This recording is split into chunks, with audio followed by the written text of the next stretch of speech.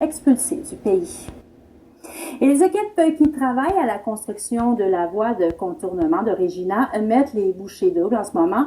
Les ouvriers vont désormais travailler 24 heures par jour, tous les jours de la semaine.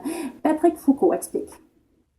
Les travaux effectués 24 heures par jour, tous les jours de la semaine, à l'intersection de la Transcanadienne et du chemin Tower, ont débuté la nuit dernière. C'est une façon d'être plus efficace et aussi de prendre de l'avance en cas d'imprévu, selon un responsable du Regina Bypass Partners, le groupe qui gère le projet. Malgré le moins 10 degrés que l'on connaît aujourd'hui, on a quand même droit à un hiver clément, ce qui permet d'augmenter la cadence de travail. Si jamais les travailleurs donc accumulent du retard, le groupe qui gère le projet affirme que l'avance qui sera prise permettra de respecter l'échéance prévue. Le responsable affirme que l'augmentation du rythme de travail n'engendrera aucun coût supplémentaire, que le projet n'est pas en retard et que les travaux 24 heures par jour se poursuivront tant que la météo va le permettre. What it does is it mitigates some of the potential schedule risks we may encounter in the coming years in terms of inclement weather, flooding, etc.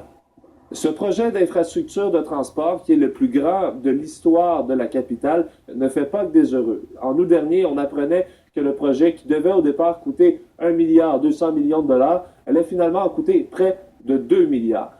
Tout ça financé par un partenariat public-privé. Il y a le groupe Y Tower Road qui s'oppose au projet. Il dit que la construction d'un échangeur à l'intersection de la Transcanadienne et de Tower Road se situe à l'intérieur des limites de la ville, ce qui va freiner l'expansion de Regina en ce qui concerne la construction de nouveaux édifices ou de commerces.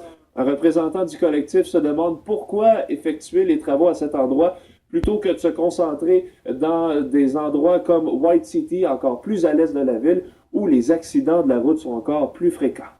If they're going to be doing 24 hours a day, 7 days a week work, what they should be doing is focusing out on Pilot Butte and White City intersections. That's where our safety is. That's where we need to be focusing our efforts on. Le nouveau tronçon mène à l'autoroute 11 à la hauteur de la route Pinky, au sud de la ville.